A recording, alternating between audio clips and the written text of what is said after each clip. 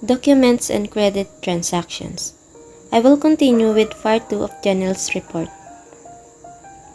Trust receipt. A trust receipt by itself is not a credit instrument. It is used in a credit transaction. Then, it becomes a credit instrument. It is essentially a receipt of goods for the receiver to hold and trust, as the name trust connotes.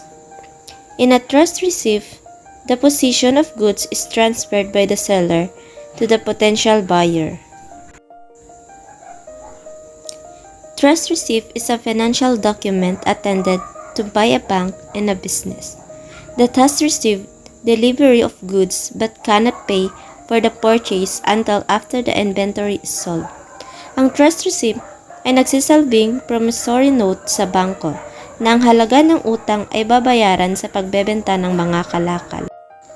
Format of trust receipt. These are used throughout the world with no uniform format. In other words, these issued by a bank in the UK may not be the same as practiced in the USA.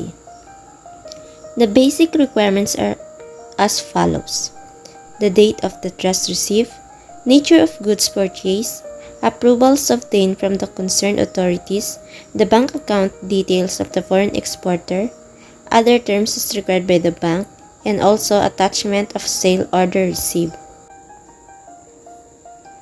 Warehouse receipt. A warehouse receipt obviously issued by a warehouse is not a credit instrument. It is a document used in a deposit transaction. By depositing the farmer's palay, there is no sale and no credit. It is strictly a deposit, covered by other major bodies of law, particularly arts. A warehouse receipt is a type of documentation used in the futures market to guarantee the quantity and quality of a particular commodity being stored within an approved facility. Warehouse receipts are important because they serve as proof that the commodity is in the warehouse and that the proper documentation has been verified.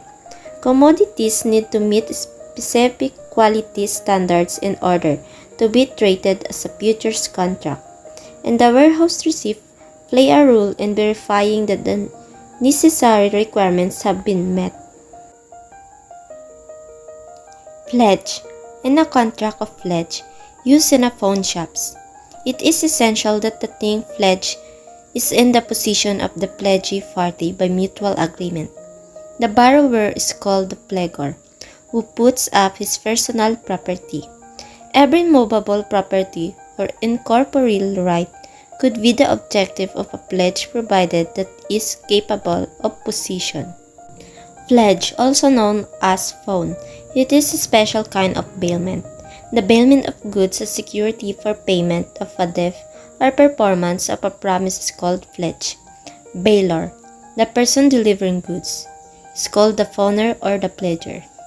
Bailee, person to whom goods are delivered, is called pledgee or pawnee.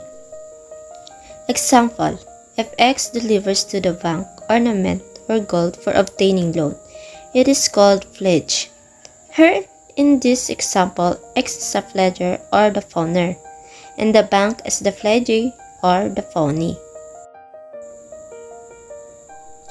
Real estate or chattel mortgage, Articles 2085.